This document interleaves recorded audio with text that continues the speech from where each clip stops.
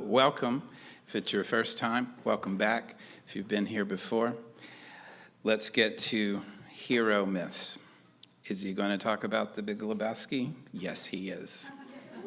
I only mention it because sometimes there's a man, I won't say a hero, because what's a hero? But sometimes there's a man, and I'm talking about the dude here. Sometimes there's a man, he's the man for his time and place. He fits right in there. And that's the dude in Los Angeles. And even if he's a lazy man, and the dude was most certainly that, quite possibly the laziest in Los Angeles County, which would place him high in the running for laziest worldwide. But sometimes there's a man. Sometimes there's a man. Lost my train of thought here. But, hell, I done introduced him enough.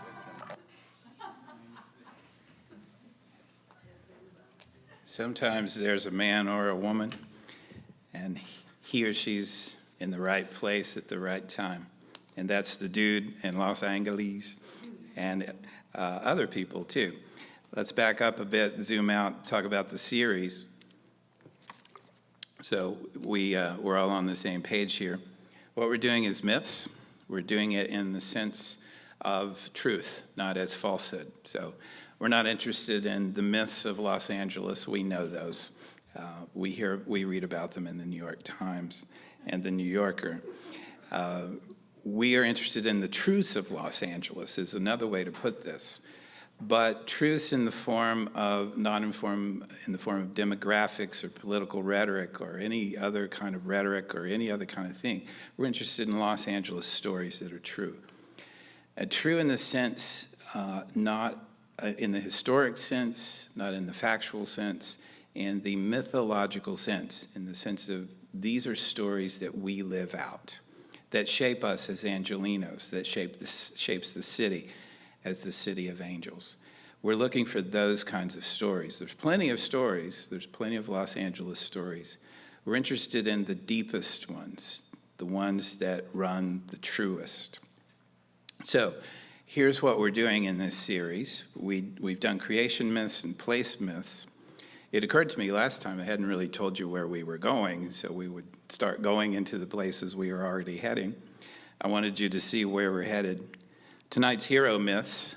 Next week is trickster myths. Any tricksters in Los Angeles?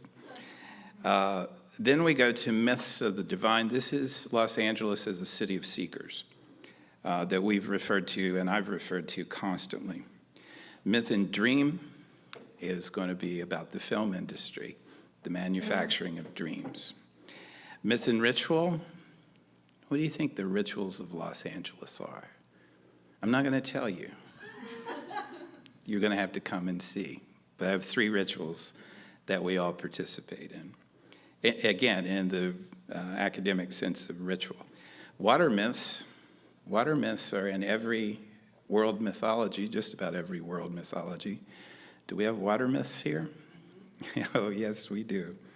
Apocalypse myths. Oh, yeah, we have those. And then future myths. What are the stories of the future? So what we're doing here is the Los Angeles stories of the future. What we're doing here is what we would do in a mythology class. If you were to take a world mythology class, you'd talk about all these kinds of myths because these are the kinds of myths in the world. We're just applying them to Los Angeles and seeing what happens. What happens? I don't know. We'll see. I'm going to depend, as I have all along, on you and your contributions to shaping Los Angeles stories, mythic dimensions of the city of angels. And I think especially tonight, I'm eager to hear what you think the hero myths of Los Angeles are. Just a little review. We began with the town of the Queen of the Angels, and we talked about how Los Angeles began in the imaginary. It is a city of the imaginary. And again, all along, I want us to think Well, isn't every city a city of the imaginary? No, it isn't. Los Angeles in Southern California was created from a 16th century novel as the land of Calafia, whose followers were called Californians, in a novel. And so the Spanish explorers who came here knew the novel, and they didn't separate the novel from reality and said, oh, this must be the land of the Californians, and here we are. I love that, and I think it's perfect for us as the city of the imaginary. We're also the city of the liminal, and this is what I mean when I say we're the city of angels. This is just me. You can take it or leave it, but I think we're a liminal city. I think we occupy the in-between. I think we always have. I think we relish the in-between. And angels are beings that are in between, the heaven and the earth, the sacred and the mundane. I think we exist in that space. Los Angeles and the liminal, Los Angeles as the city of angels. And then last time we talked about place myths and how Los Angeles, we invoked T.S. Eliot's Unreal City line from The Wasteland, about how, again, it's a city of the imaginary. It's a hyper-real city. And we invoked Jean Baudrillard to help us with that. There's an embedded difference in Los Angeles, an embedded system of differences that goes back to the indigenous tribes here.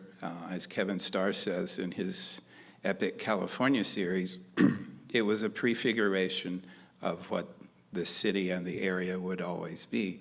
The Chumash, the Tongva, the Gabrielinos, the other native people in the area, coexisted in an original kind of multicultural society. We are also a place, to invoke Teddy Roosevelt when he was here, that is west of the West. We are a Western city, but we're really beyond that and more. So this gets at the hyper-reality of Los Angeles. We're not a classic Western city. We're not Tucson. We're not Phoenix, thank the goddess. We're not these, when you think of the West, I don't think you think of Los Angeles, because I think we're west of the West. That's a great book by Mark Eriks, by the way, a collection of articles, West of the West. All right, so I want to talk about, last time I talked about place myths, and tonight we're talking about hero myths, but I want to return to one hero in particular because he is so much a hero of a city. And so forgive me for rereading this, but this is Gilgamesh in Uruk, from the oldest text in the world, the oldest complete text we have in the world, the Epic of Gilgamesh. And listen to how the hero cannot be understood without the city, right?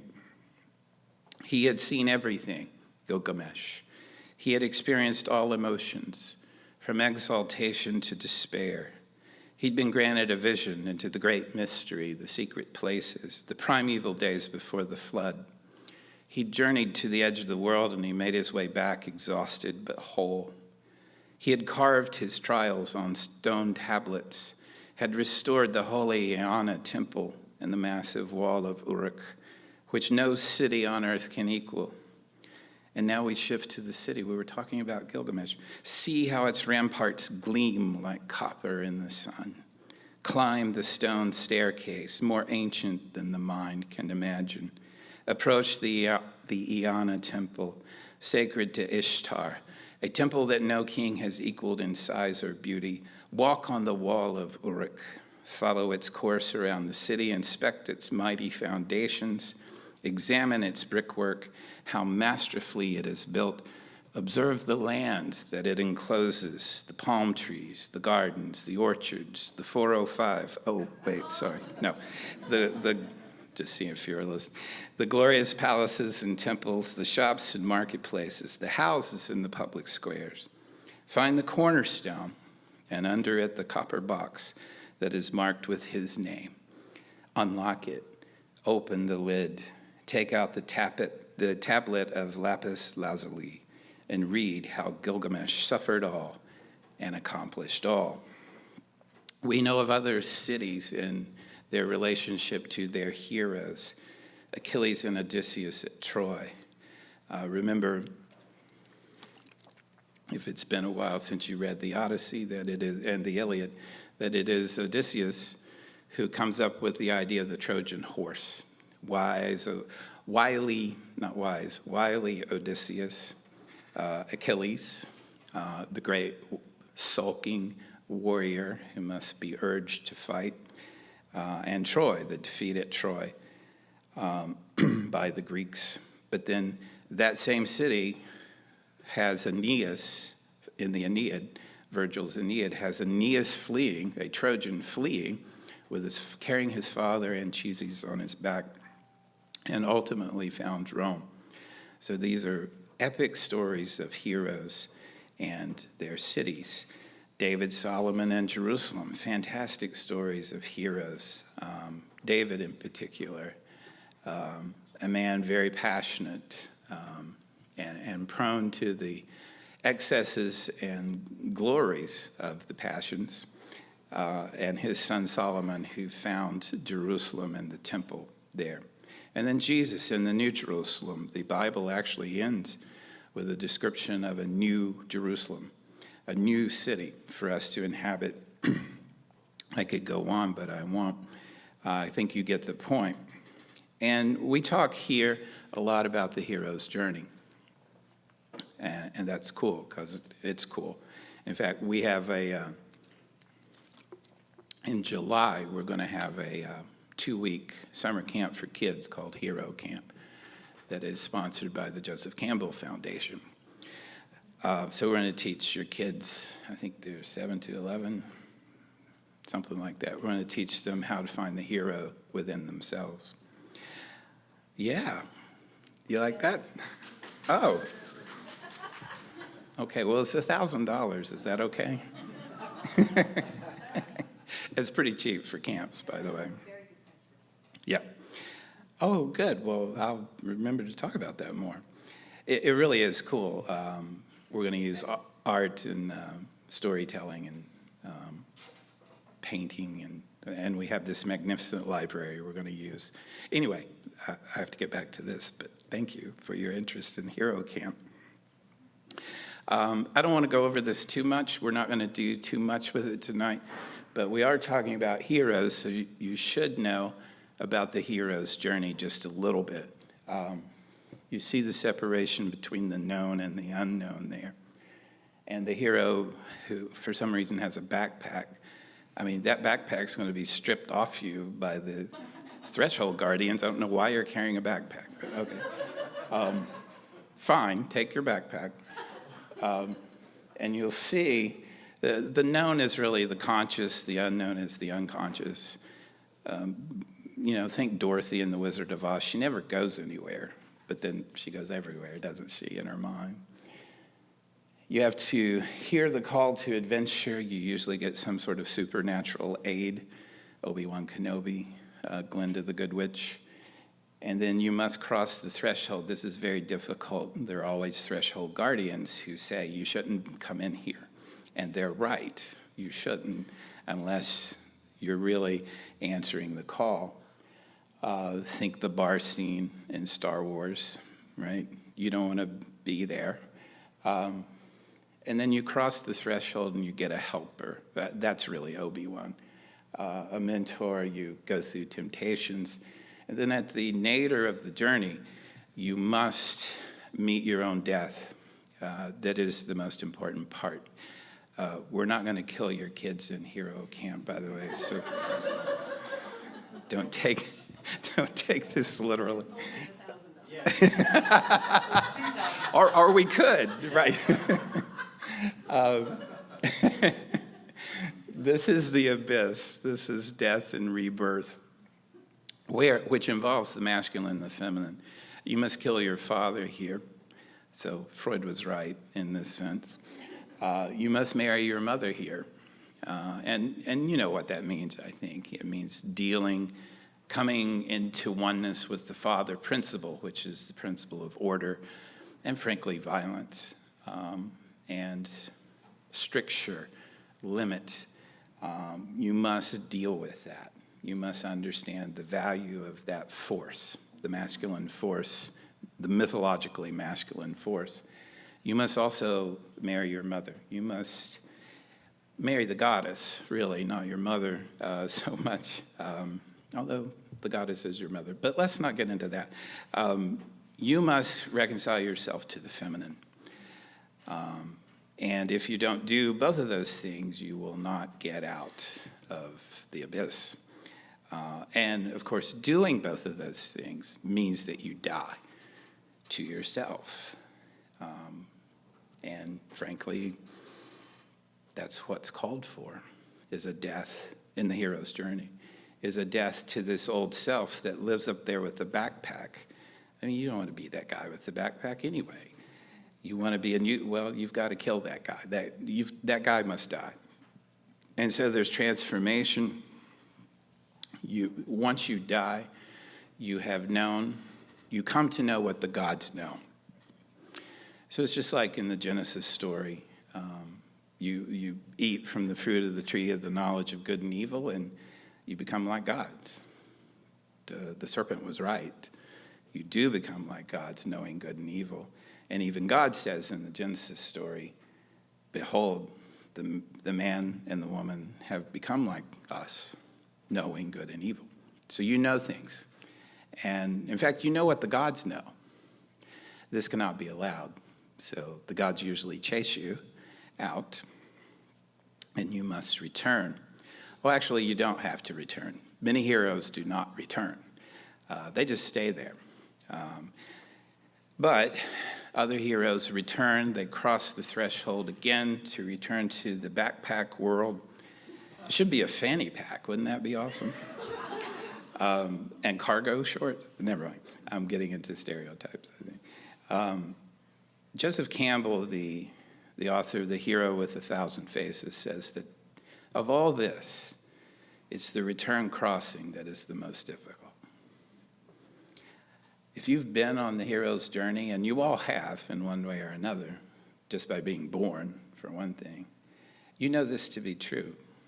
It's the return crossing that is the most difficult, because you must take what you know, and remember, you know what the gods know, and you must come back to this world where people don't know anything really, and they're small and hurting, and they lash out instead of dealing with their hurt, and you know how to fix it, and this is your responsibility.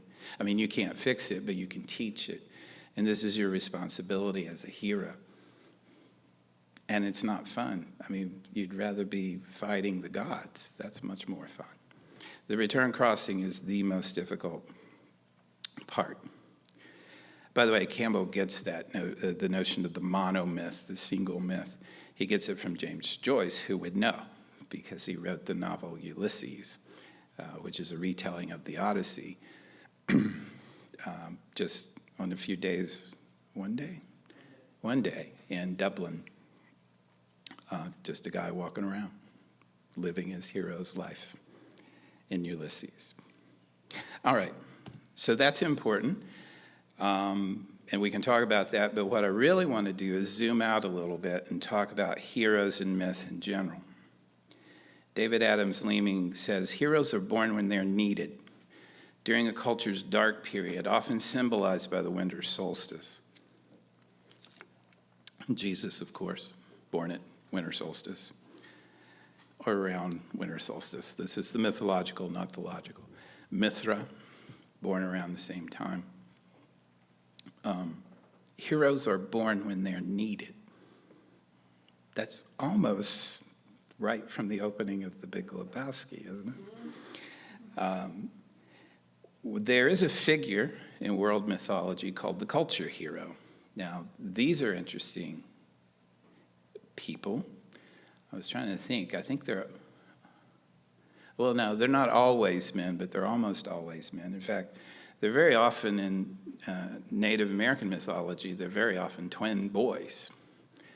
And there's one of my favorite stories ever is the woman who fell from the sky, She falls from the sky pregnant by a tree in the upper world. She's been impregnated by this magical tree, and she gives birth to these twin boys. They are the culture heroes of the Iroquois people, meaning they teach you how to do things. They bring culture to you. They bring knowledge of how to live in the world. These are culture heroes. Now, it can get very interesting, especially with the twins, because one twin might make mountains, and the other twin, the younger, it's always the younger, comes along and makes earthquakes, because the younger twin has to undo the older brother's work, right? What this ends up being is a fantastic theodicy. It's a justification for the way things are, right? Why can't we just have beautiful mountains? Why do we have to have the earthquakes that go along with it? Yeah, a younger kid, he messed it up, right? And then we talked about heroes and cities. There's a lot to say here, and I've said some already, so I think I'm just going to stop here and let you connect your mind with those we talked about. Aeneas, Achilles, Odysseus, Jesus as hero of a city, and of course the great Gilgamesh, who is hard to imagine without his city Uruk. Now, here's something important. Heroes are symbols. We come up against this all the time in this course, and that is the limits of language. Everything we talk about here, all the words we use, are vehicles. They're not the thing. The words aren't the thing. I know that sounds obvious when I say it like that, but look at the world. And notice how many people don't realize that the words are not the thing. They think the words are the thing, and they'll kill you if you say the wrong word, or say the wrong words about other words or other things. Words are always symbols. They're signs. Heroes are symbols. They're signs. So in this city in particular, we should be very careful of worshiping the hero, right? Because the hero is a vehicle for us to get somewhere. It's the old Buddhist parable of the master pointing at the moon, and all the disciples can do is stare at his finger and not the moon. Heroes are symbols. You know what else is a symbol? The gods. The gods aren't the last reality. They're the next to last. Or maybe before that. I don't know. But the gods aren't the reality. They're the symbols too. And we get hung up on the God part. I don't know why I have this. I don't know what it is. It's not an obsession, but I'm so fascinated by the late Christopher Hitchens and him arguing with Christians about the existence of God. I honestly don't understand why a Christian or any other theist would want to make a philosophical argument for the existence of God. Isn't God about some sort of faith, some sort of believing in something beyond, or perhaps even in spite of the evidence? Anyway, Hitchens he just easily destroys them, because I think they've made a fatal error in thinking that God is the final reality and that philosophy or logic is the way to get to him or her. And so I just love watching him deconstruct them. There's probably something wrong with me, but I don't know. Anyway, heroes are symbols. We can't stop with the hero. We can't even stop with us. But ultimately, that circle leads back to us, that hero's journey. And so we must take the hero as a symbol. Here's one. Anybody heard of Bridget Biddy Mason? Yeah, I didn't think so. Born a slave in 1818, Mississippi. Her owner was Robert Marion Smith, who lived in, I think he moved them to Georgia. Anyway, there was Mormon evangelism going on in the mid 19th century, and he gets caught up in it. He becomes converted to Mormonism. So he moves his family and his slaves west, including Bridget Mason. 1848, Mason and her 3 children walked 1,700 miles to the new Mormon community, which is Salt Lake City. So imagine walking in a wagon train for 1,700 miles in the 19th century. And then,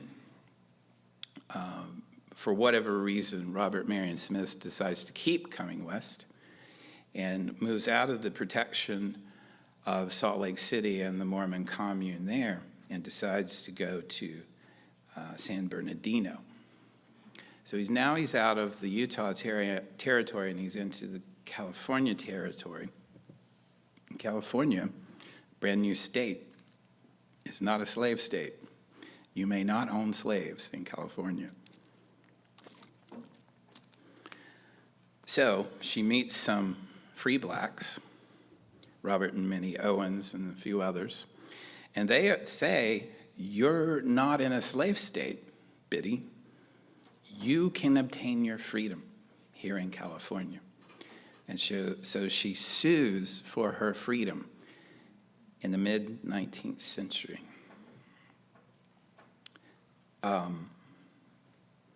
Smith learns about this and decides that he's going to move them to Texas, which is the slave state.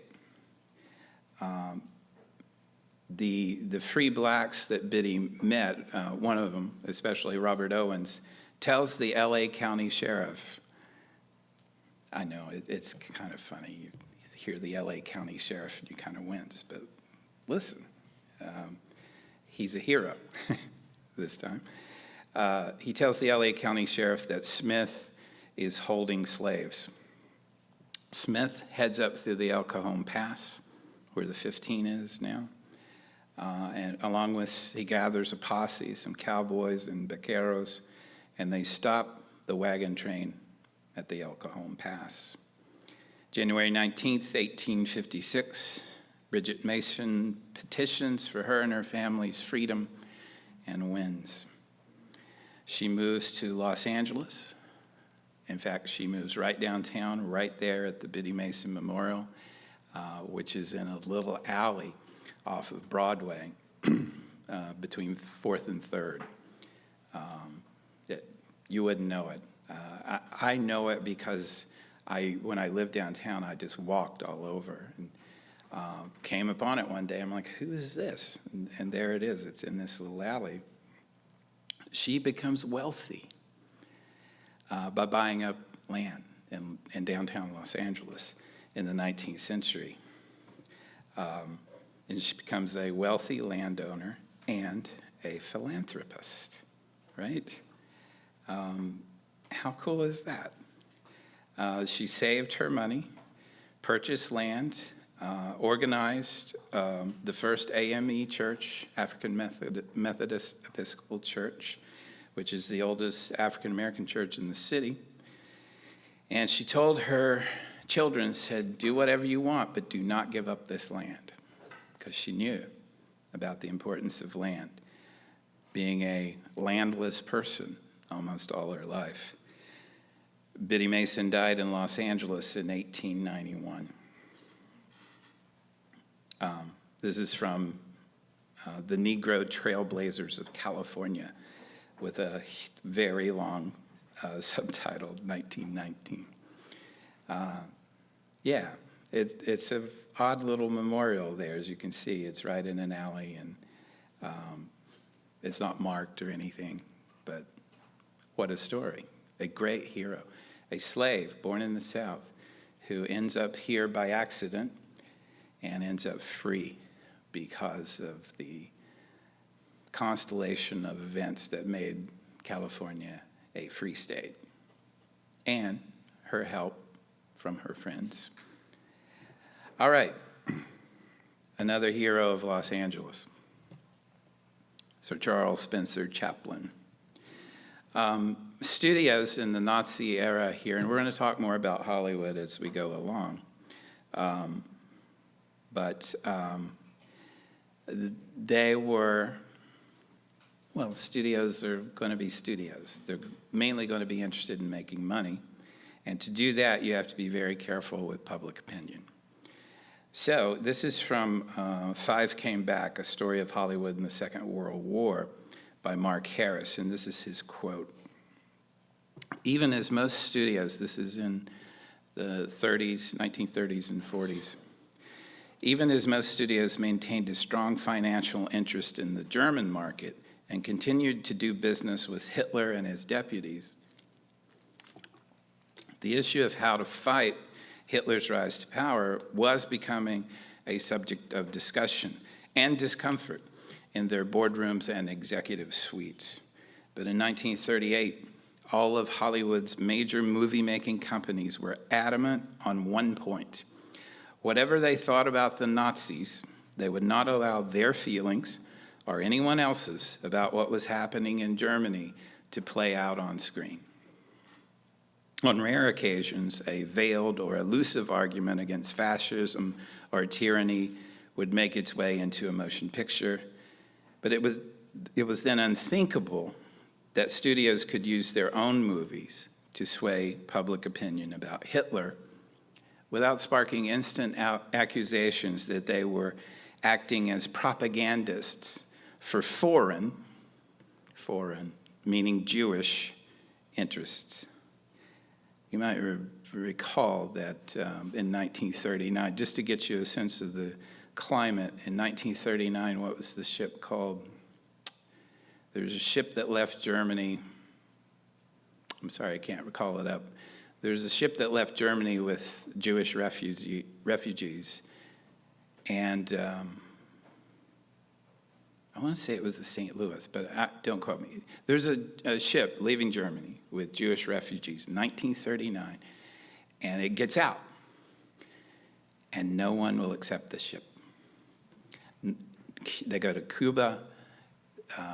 They won't accept the ship. They go up the eastern seaboard trying to dock and let the Jewish people off who are refugees from the Nazis.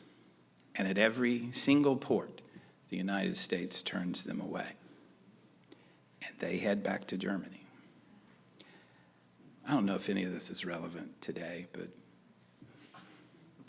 maybe you can find some connections. So yes, the studios were being very careful because to speak against the Nazis was to speak for the Jews, right? Much of Hollywood, this is the quote continued, much of Hollywood's creative class, directors, writers, actors, independent producers, was becoming far more forthright about making its political sympathies known at rallies and in aid organizations, but for the most part, the noise they were making stopped when they passed through the gates and reported for work every morning, unquote.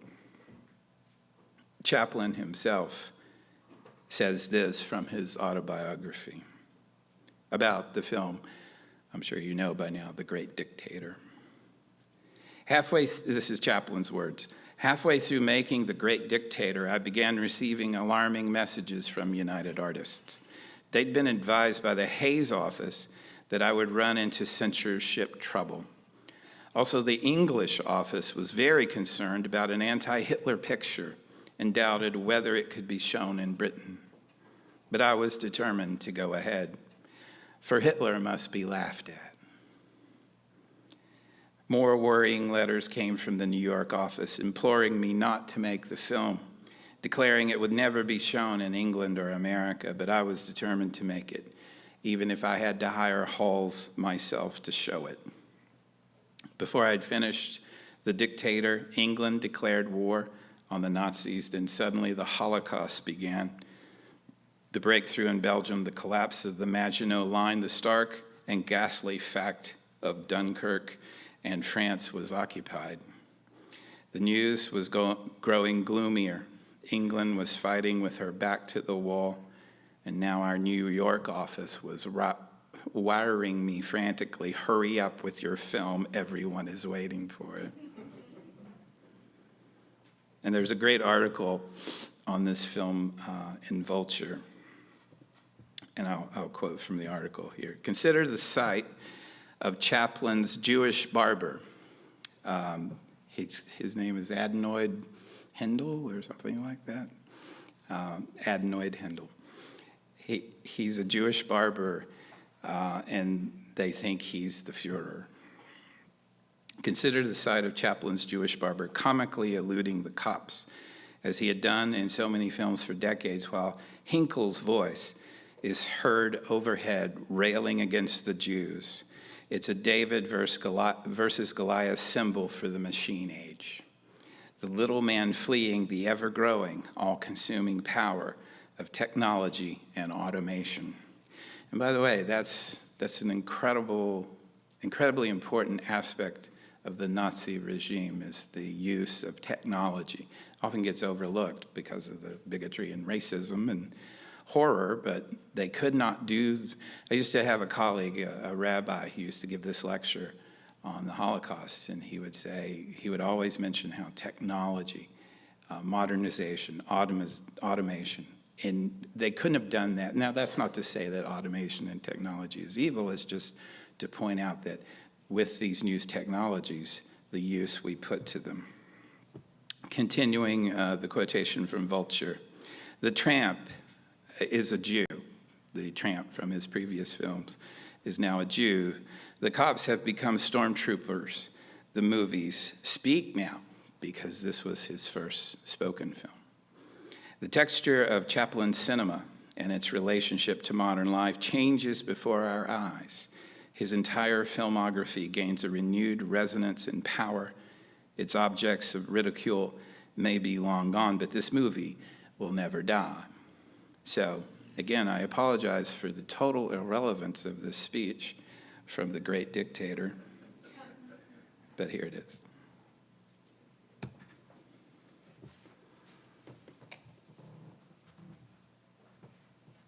I'm sorry, but I don't want to be an emperor.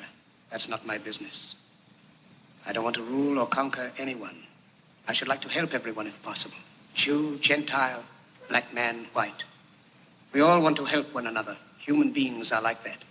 We want to live by each other's happiness, not by each other's misery. We don't want to hate and despise one another. In this world, there's room for everyone, and the good earth is rich and can provide for everyone. The way of life can be free and beautiful, but we have lost the way. Greed has poisoned men's souls, has barricaded the world with hate, has goose-stepped us into misery and bloodshed. We have developed speed, but we have shut ourselves in.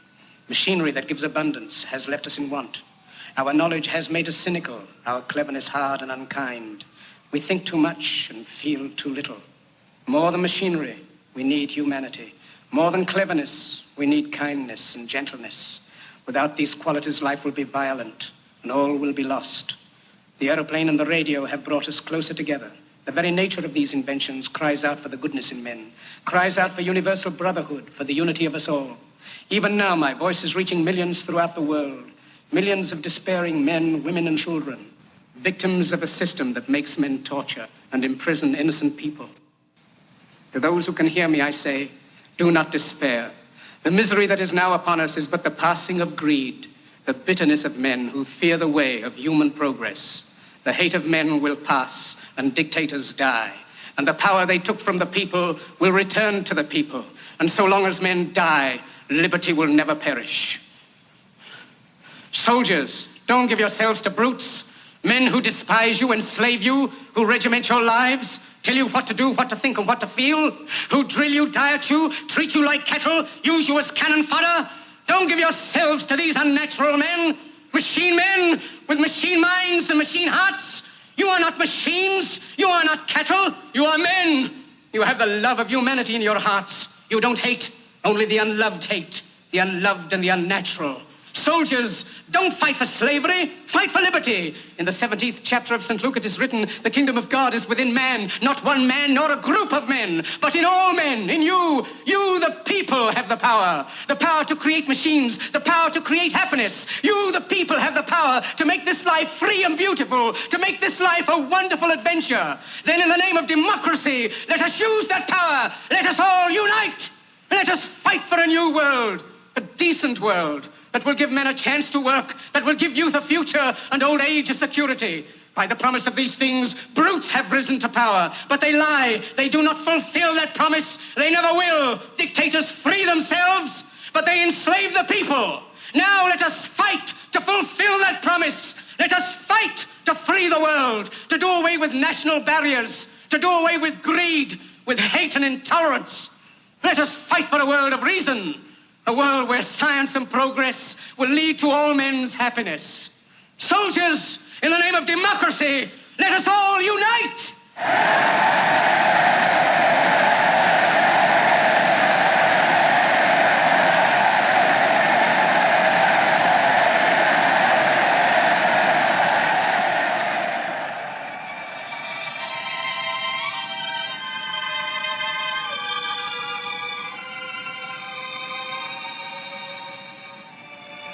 Hannah, can you hear me? Wherever you are, look up, Hannah. The clouds are lifting.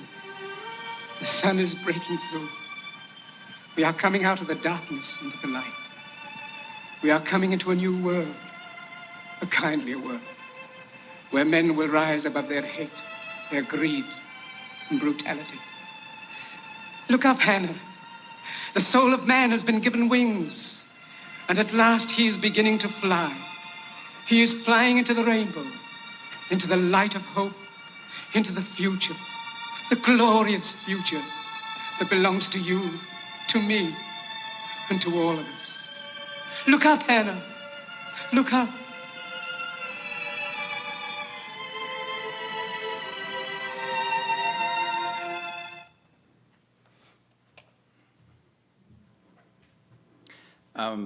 Film historians will know better than I, but I think that's also a new device to look directly into the camera. I think it was done in earlier films, but is that right?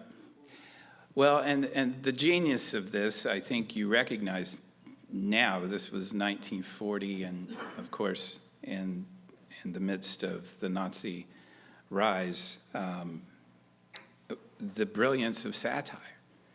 Because he looks and he speaks like Hitler, he's screaming, and yet he's talking about this utopian vision. And notice how he shifts when he's talking to Hannah. It was a remarkable moment, a heroic moment, we might even say, where the wall fell between the studios and the ability to speak politics. At least in that sense and at that time. All right. Is he going to say Jeff Lebowski is a hero? I don't know. What's a hero? The Big Lebowski, according to David Edelstein, the film critic, is a hyper-intellectual stoner noir bowling comedy. But I do think it has mythic material. And the best mythic material sometimes is comedic. For those of you who don't know, I'm sorry, you should know this. If you're going to live in Los Angeles, you have to know the Big Lebowski. It's just required. Jeff Lebowski, Jeff Bridges, is, he's a kind of stoner bowler who goes by the Dude. And what he does is he gets into a classic Raymond Chandler type fix, where Raymond Chandler is going to use, Philip Marlowe, his character, is going to use very different tools to get out of his fix. He's going to use modernist tools such as ratiocination and instinct and things like that. Jeff, the Dude, is just going to abide, man. And And as as the stranger, Sam Elliott at the beginning and end of the film says, this is a man for Los Angeles. And we're getting this from the stranger who is a Westerner, not a West of the Westerner, right? So he's the cowboy. He's West. The dude is West of the West, man. He is really out there. And of course, the film is not just a simple parody of The Big Sleep. It's a pastiche. It's a layering on of all kinds of things. And if you know the Coen brothers films, you know that they do this, and it's very frustrating for literature professors like me, where Oh Brother, Where Art Thou is supposed to be about the Odyssey, and I'm like, well, where's the Odyssey here? I mean, you've got a few little references. I read a paper on them, and I think this is right, that they're not trying to do that. They're not trying to parody other stories. They're trying to just use little pieces, fodder, that critic calls it. They just want fodder. They just want these little pieces from other stories, and then they're going to put them together in this pastiche. Pastiche is, by the way, an artistic work in a style that imitates that of another work, artist, or period, a medley of pieces taken from various sources. And so, again, if you haven't seen the film, I have to apologize because a lot of this is going to sound extremely strange, and I urge you to see the film. But if you have seen the film, you know this pieces, these various pieces. There's the Vietnam veteran story with Walter, who's brilliant. I mean, he could be a professor. He knows everything. Well, doesn't know everything, but he knows what he wants to know, and he knows it very well, like how to get you a tow at 2 p.m. There's Donnie, who, well, what are you going to say about Donnie? He's a classic passive hero potential who doesn't answer the call, and heroes who don't answer the call usually get killed. And so Donnie's out of his element. Sorry. I'm not sorry. This is fun. This is Anthony Heffer, a critic writing about The Big Lebowski, and he says this: by reminding their audience of Los Angeles' genealogy as a frontier outpost become metropolis. Remember the very first images of a tumbleweed, right? So the West is coming into Los Angeles, and do you remember what happens? It just keeps going into the ocean, right? So something's going on here. The message is we're West, but we're a new kind of West, or maybe, again, we're West of the West. The Coens rightly, continuing the quote, recognize the implicit influence of a frontier mythos in the construction of race and gender in the hard-boiled genre generally, and in Chandler's L.A. specifically, But the Coens' Los Angeles is an utterly postmodern urban environment, stretching from the desert across the suburban sprawl of the valley and through the city proper to the beaches of Malibu. Now, this echoes some of the other things we've talked about so far, like Rainer Banham's Four Ecologies, the architecture of four ecologies, where he has ecologies that aren't adjacent to each other, right? Because that's how they exist in Los Angeles. They're separate ecologies, but they're the same kind of mental ecology, like the plains of Id, he calls them. And then Banham's book is Los Angeles Architecture of Four Ecologies, but the surfburbia ecology runs from Malibu to Orange County. So as you know, Orange County is not part of Los Angeles, but it is in Banham's architecture of four ecologies. All right, now before I go further on this, you should know, I should reveal that I am speaking as a believer. And so you should take my words. You should take my words as coming from a believer, and in fact, a high priest in the Church of the Latter-day Dude. This is real, or should I say hyper real. I've actually used this to marry people. It's true. It was legal. And then I tried to do it in Virginia, in the state of Virginia, and they were very pissed about it, and wrote me back a very nasty letter saying I could not marry. It was a couple of former students. I could not marry them in Virginia with this. So I think we got a lesbian Unitarian to marry them, and I just said some words. So take that, Virginia. All right. So the dude. Virginia's for nihilists. Don't worry, Donnie, these men are cowards. Yes. I love this because we should be laughing, but this is also a myth. I think it's Jeff Lebowski, and I think it's perfect that he's a fictional character for a fictional city, an unreal city. I think he represents a hero of Los Angeles. Let me tell you what I mean. First of all, he's got to navigate this pastiche of stories.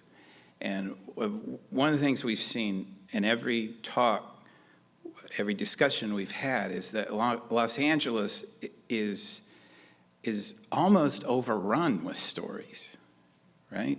And it was that way from the beginning with the different indigenous peoples, but then you get Ramona, Helen Hunt Jackson's Ramona, which is a novel that brings people here to see the characters in the novel, the characters and the places in the novel. There are no places in the novel, it's a novel. What are you doing coming all the way across the country to see Ramona's birthplace, and Ramona's a fictional character? But they did. They came in droves, and they still do. I mean, they still have Ramona festivals here for a fictional character. And then, remember, what you get is more fiction. You get the boosters who see the Ramona migration and then the other tourists come, and the tourists are saying things about Los Angeles and the area, about how, remember we talked about this last time, about how you don't have to do anything, you come here and you're cured. And here's the whole list of things that cure you, that you can be cured of. The vegetables, remember, they grow. Remember that guy who said if you want to pick a melon, you have to get on horseback. This kind of, it's boosterism, it's myth-making, it's lies, but in that sense. But it brought people here. And so all this of Los Angeles is hyper-real, by which I simply mean it's story-based.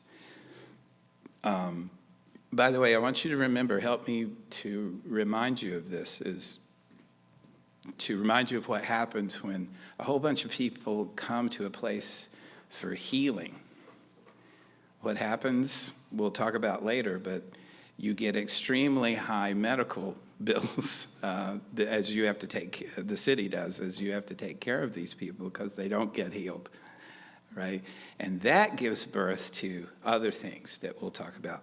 Perhaps some of the reason that Los Angeles has so many different ways of approaching the sacred. Let's put it that way. All right. So first of all, in this film, you've got two Lebowskis. You've got two Jeff Lebowskis, and they couldn't be more different. You have to navigate this, and there's a whole scene about where I'm Lebowski, you're Lebowski, so what? You know, and the older Lebowski, who is really the center of the Chandler plot, is in a wheelchair. And anyway, I don't want to get into it. He's just so different from the dude.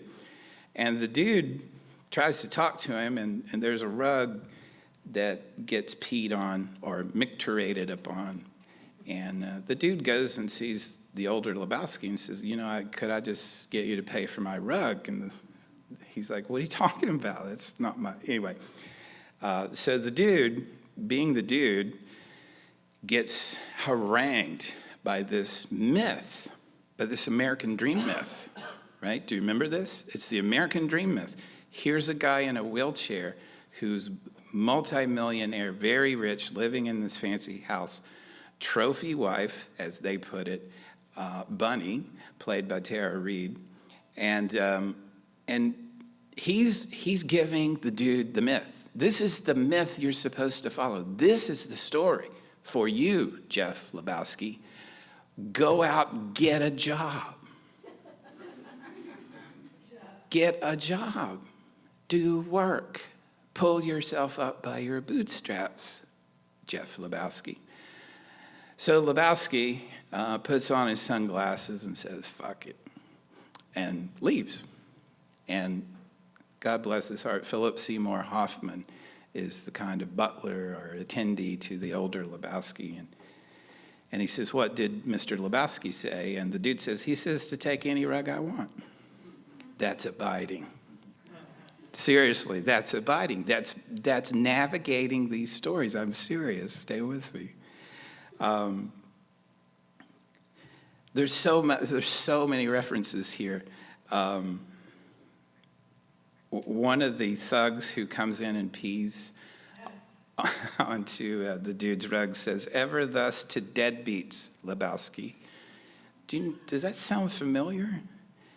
It's Sic Semper Tyrannis, right? Ever thus to tyrants, right? Which was American Revolution. Anyway, it's also about a story finding you. So when you come to Los Angeles, you have to navigate a whole pastiche of stories. And if you don't believe me, just drive across the city one day and stop. Don't just drive. I mean, Banham says that the freeways themselves are a whole ecology, but stop and get out in downtown, in Echo Park, in Boyle Heights, in Hancock Park, and look at the stories that just emerge from the places. But I think you know there are a whole series of stories, a pastiche of stories, by which I mean they don't connect perfectly. You must make your own way through them. And sure, that's true of every city, but it's uniquely true of Los Angeles, and we can talk about why. But then a story finds you. A story finds you. We want that money, Lebowski. What? Bunny said you were good for it. This is what the guys who come in and pee on his rug say. And then everybody's kind of coming into his apartment and doing things because he's part of this story that he didn't choose. And so he has to make his way through the story. You have to find out what the issue is. And the issue is not the Chinaman dude. The issue is not my wife, says Mr. Lebowski. And then you have to adopt a story. Now, this is, mythologically, this makes perfect sense. The story you adopt, the story you live out, is never yours. You can't make a story for yourself, at least initially. You must adopt a story. This aggression will not stand, man. So if you remember at the beginning, George H.W. Bush, is talking about the invasion of Kuwait, and he gives that line. This aggression will not stand. And it's so hollow and political and empty. And it obviously did stand for a while, or in some ways. Whatever, it doesn't matter. It's a politician telling a story about aggression that will not stand. Well, this becomes Jeff the dude's story that he lives out. This will not stand. I'm going to go see, and I'm going to show you the scene where he decides he's going to do this. I'm going to go take care of this. This aggression will not stand. I won't say hero, because what's a hero? So again, you're not using the traditional stories. You're picking a story, making it work, all the while recognizing in postmodern fashion that it is not an ultimate story. It's not an absolute story. It's a story you're going to use for the moment. So it's a rejection of the traditional stories. And media, and you probably know people who've come to Los Angeles under the story. The Los Angeles story, right? I'm going to come here and I'm going to be an actor, writer, influencer, whatever. That story does not last. It can't last in the face of the reality of the city.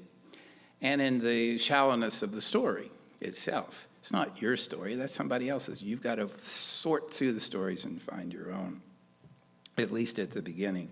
At least at the end. And then there's a search for unity. You need a rug that ties the room together. The rug is mentioned 17 times. That it tied the room together is mentioned 5 times. They pee on his rug.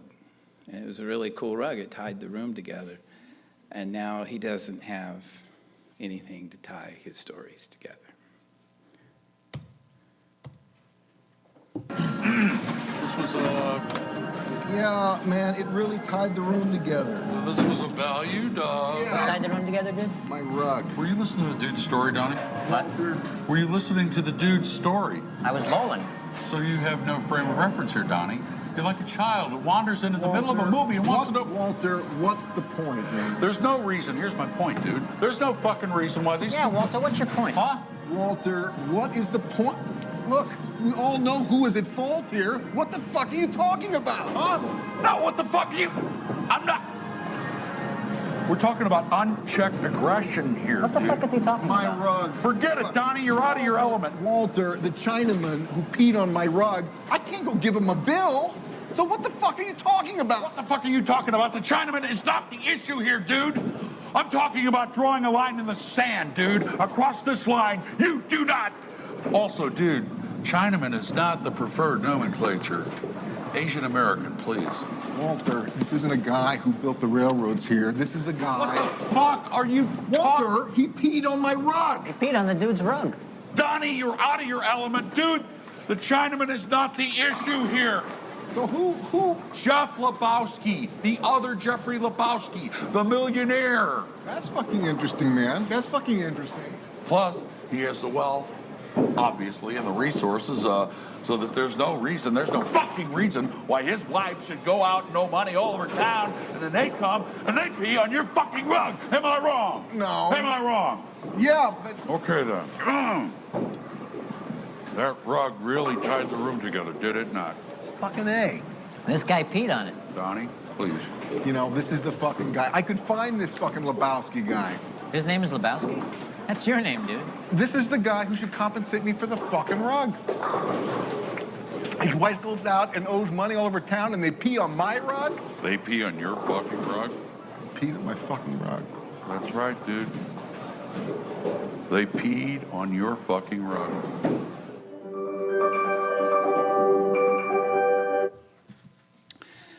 So, if you move to Los Angeles, you're going to get peed on. Your rug's going to get peed on. You're going to lose what ties everything together. And you've got to re-find it. I'm way over, so I'm not going to go into this part, but I love the image, right? That's some of the guys on Hollywood Boulevard smoking a joint. No, at the bong in a car. Heroes, right? Postmodern heroes. And then I want to end with the film, and I want you to listen to the stranger and to the dude at the very end of the film in light of hero myths of Los Angeles. Yeah, thanks, man. I'm sorry to hear about Johnny. Oh, yeah, well, you know, sometimes you eat the bar and sometimes, you know. Hey, man. How do you do, dude? I wonder if I see you again. I would miss the semis. How's yeah? things been going? You know, strikes and gutters, ups and downs. Okay, I got you. Yeah. Thanks, Gary. Well, take care, man. Gotta get back. Sure. Take it easy, dude. Oh, yeah. I know that you will. Yeah, well, the dude abides. The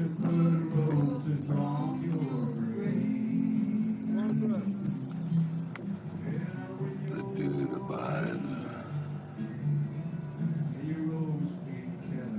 I don't know about you, but I take comfort in that. It's good knowing he's out there, the dude, taking her easy for all us sinners. Shush. I sure hope he makes the finals. Well, that about does her. Wraps her all up. Things seem to have worked out pretty good for the dude and Walter. And it was a pretty good story, don't you think? Made me laugh to beat the band. Parts, anyway. I didn't like seeing Donnie go. But then I happen to know that there's a little Lebowski on the way. I guess that's the way the whole darn human comedy keeps perpetuating itself down through the generations. Westward the wagons, across the sands of time until we... Oh, look at me. I'm rambling again. Well, I hope you folks enjoyed yourselves.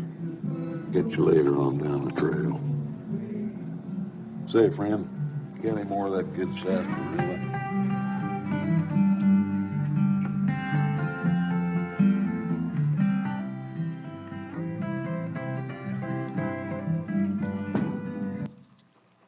So, in conclusion, so much to say. Here's a critic on the film. The Coens' tumbleweed is no metaphor, but a physical presence that rolls easily and unobstructed from the desert through suburbia into the city and out into the ocean. Crucially, the metropolis offers no resistance. It seems that the postmodern urban environment easily incorporates all these elements into a seamless cityscape, and I would add, into a seamless mythology. Any tension between neighborhoods, between the people who occupy them, between the artifice of the built environment has been, well, this critic says repressed. I'm not going to agree with that. It is if the desert, the strip malls, and the skyscrapers and the bowling alleys exist out of their own creation. I think he's right, except that I think the dude abides in all these stories. I don't think it's repressed. I think it's expressed. I think Los Angeles is a city that doesn't repress a lot. Or maybe I'm wrong, but it seems to be an overdetermination of anything, its expression. We tell our stories. We tell so many stories. And I love this ending, because what you have here is a symbol of the West and of the old storytelling traditions. A cowboy who defers to the dude. I'm just glad he's out there abiding for all us sinners. Us sinners. He's transcended something. The dude has transcended something so that this representative of the older storytelling tradition defers to him. And notice what he does. He starts into his old tradition, down through the ages to beat the... Oh, sorry. He stops himself. That's not the story. I don't belong here. The dude belongs here because he abides. You got any more of that sarsaparilla? Thank you.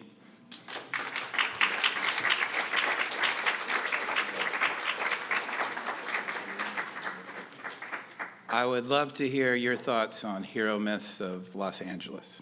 These are just mine. Mario.